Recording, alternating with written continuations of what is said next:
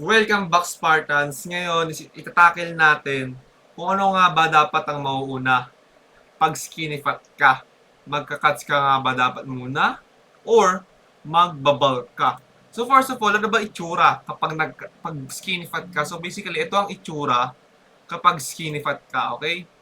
Yan ang magiging itsura mo. So kung ganito ang itsura mo, panoorin mo tong video na to at i-make sure na susundan mo at papanoorin mo na mabuti para mas magkaroon ka ng mabilis na progress. By the way, I am Junmar and I am founder of Spartan Club, which is tinutulungan ko yung mga busy person na maging shredded. Okay? So, okay. So, sabihin natin, ito ka. Ito ngayon, isa kang skinny fat and wala kang ka-muscle-muscle. And syempre, malungkot ka kasi syempre wala ka sa out of shape ka. So, first of all, ano nga ba dapat unahin mo? Mag-cuts ka nga ba? Mag-cut ka ba? Or mag-bulk ka? Okay, kahit sabihin natin, kasi yung bulk is lean bulk man yan, dirty bulk yan, or bulk lang, is, for me, ito dapat ang kailangan mong gawin. Okay, imaginein mo, skinny fat ka, ngayon, mag-bulk ka. Hindi nag-bulk ka, so madagdagan ka na ngayon ng another layer of fats yan. Mag-bulk ka ulit, another layer of fats ulit yan. Okay, sabihin natin, sige. Marami nagsasabi dyan na magkakamuscle ka. Kasi kapag nag-cuts ka, hindi ka magkakaroon ng muscle. Sige, sabihin natin nagkaroon ka lang ng muscle, di ba? Bulking ka, may muscle ka. Ito rin. Nagka-muscle ka dito, nagka-muscle ka sa legs mo, nagka-muscle sa legs mo. So, ano naman? Mataba ka pa rin naman. Mas tumaba ka pa, mas naging worse pa yung shape mo. Okay, kasi nadagdagan ulit na another layer of fats. Okay, sabihin natin magbabalik ka is mag-a-add ka ng 200 to 300. Or worse, minsan nag-a-add, or worse, hindi pa sila nagbibilang ng calories, no? Counting. Yan ang worst, di ba? Hindi sila nagbibilang ng calories. So, ang mangyayari is magiging fat sila. So, dito sila ngayon magdadirect sa pagiging fat kapag yan ang nangyari. Fat. Okay? So, yan ang mangyayari sa'yo pag hindi ka nagbilang ng calories mo. Or kapag nag-230 ka naman, is madadagdagan ka lang ng another layer of fat. Kasi pag skinny fat, pag sinabi mo skinny fat is wala kang ka-muscle-muscle. As in, zero muscle. Or kung may muscle ka ba, at least 10 to 20% lang, di ba? So, ito dapat ang actionable step na kailangan mong gawin. Okay? Sabi mo ikaw, okay, ngayon, kailangan mong mag-cut. Okay? Mag-cut ka. So, basically, ang maintenance mo is bawasan mo lang siya ng at least 200 or 200 to 400. Okay? So, kung gusto mas accurate, is meron naman tayo diyang punta lang sa internet, may search mo lang na calorie calculator and makikita mo na rin doon kung gusto mas accurate. If ever na ayaw mo naman, is minusan mo lang sila ng 200 to 400. Okay? So, okay, ito ang kailangan mong gawin dyan. Sabihin mo ikaw ito ngayon. Okay? So, may book ka, syempre. And of course, kailangan mo ngayon mag-share. Okay, sabihin natin ito. Okay, skinny fat ka. Okay, let's just sabihin natin skinny fat ka. Okay, syempre, may sapatos ka. Okay, sabihin natin ikaw ito ngayon. So, anong kailangan mong gawin? Ang kailangan mong gawin is mag-calorie deficit, no? Or basically, kailangan mong mag-cut. Okay, so, normal lang yan. Pag magka-cut ka, talaga magiging skinny ka. Part siya ng process, tandaan nyo, okay? Part ng process ng pagiging skinny.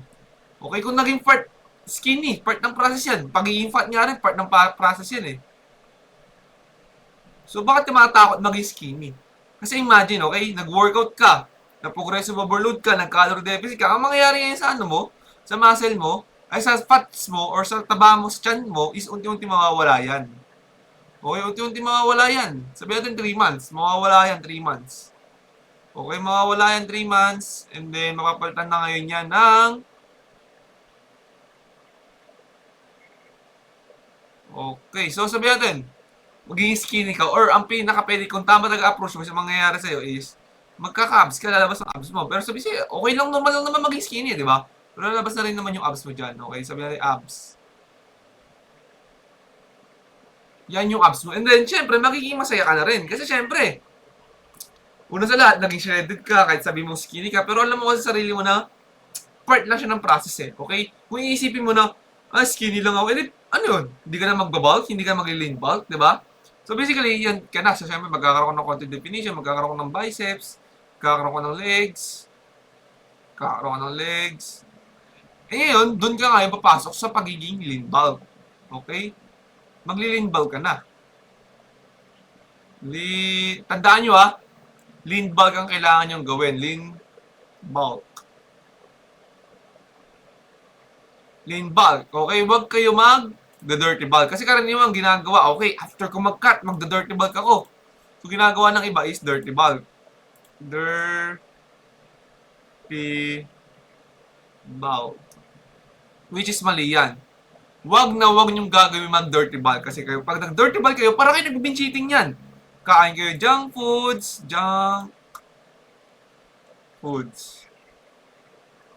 Or mga worst food, di ba? Mga worst. Pero kapag sinabi mo mag-lean bulk ka, ibig sabihin is clean yung kakainin mo. Clean. Okay? And then plus, pag sinabi mong lean bulk ka, is nagtitimbang ka pa rin. Okay? Nagka-count ka pa rin. Count calories. Which is ito ang napaka-importante sa lahat. Kahit mag-lean bulk ka man, mag-cut ka man, kailangan mag-count ng calories. Kasi dalawa lang yan eh. It's either na sobra-sobra yung kinakain mo, or kulang-kulang naman. Eh pero kapag nag-count ka ng calories, is masasabi mong sakto. Okay? Or, malapit na sa pagiging accurate. Kasi may mga ibang study na hindi talaga daw ganun ka-accurate pag nagbibilang ka ng calories. Pero at least, malapit na siya sa pagiging accurate, di ba? Malapit na siya sa pagiging sakto. Kaysa naman, hindi ka magbibilang ng calories mo. Is either sa sobra yan, or magkukulang yan. So, ang mangyayari dyan, mas magiging matagal ang results mo. Or worse, wala ka pang makikita ang progress. Okay? So, ang sagot dyan is mag-cut ka muna. So, basically, yan ako ngayon. Nagsimula ako sa pagiging skinny fat and then nag-cuts lang ako and then ngayon, nag-cut lang ako ng cut and then lean bulk. So, ito na ako ngayon. Makita nyo, may abs naman. Check. May abs. May abs. Check. May muscle. Check din. And of course, kahit busy person ka, may tinatawag kasi tayong micro-workout. Okay, may tinatawag tayong micro-workout.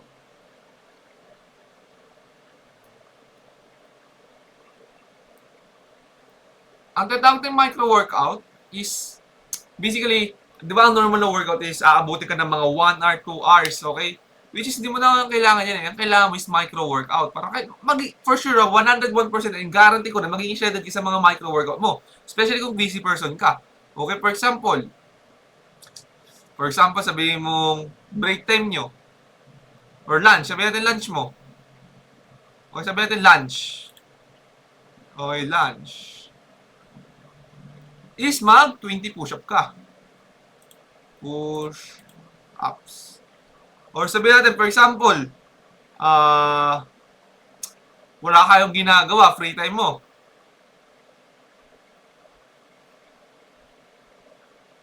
Free time nyo is mag-push-ups ka. Push or pull, any pulling movements, or mag-legs ka. Okay? Basta make sure mo na makapag-4 sets ka.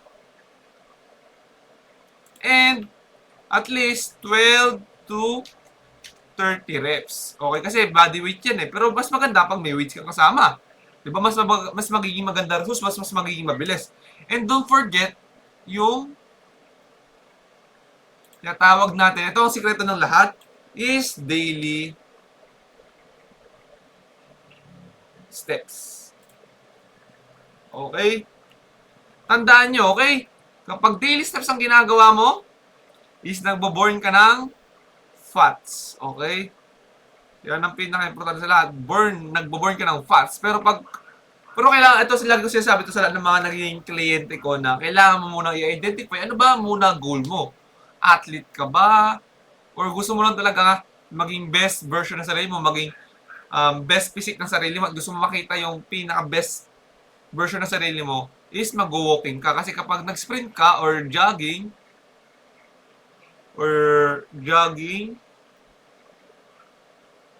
ang naboburn mo dyan is energy. Energy ang naboburn mo dyan. So kung hindi ka ma-athlete, gusto mo maging best version ng sarili mo, is ito ang marerecommend ko sa'yo. Mag-walk ka lang. Pero kapag athlete ka naman, is ito naman marerecommend ko sa'yo. Okay. So basically, ang pinakasagot dyan, kung skinny fat ka, is mag-cut ka muna. So yun lang, make sure na nakasubscribe ka at see you sa loob ng Spartan Club.